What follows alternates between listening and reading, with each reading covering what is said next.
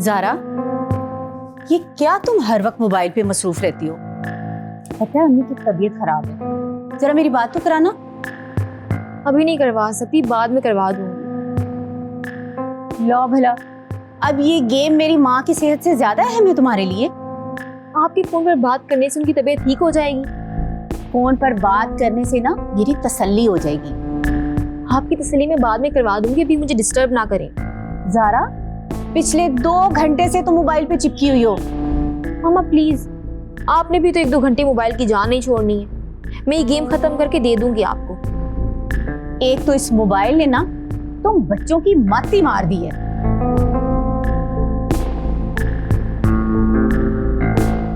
भैया मैं तो फिक्र ना कर, और तेरे पढ़ा के होते हुए ना पढ़ाड़ किसी और को जमीन नहीं दे सकता। भाई गाने धड़काना।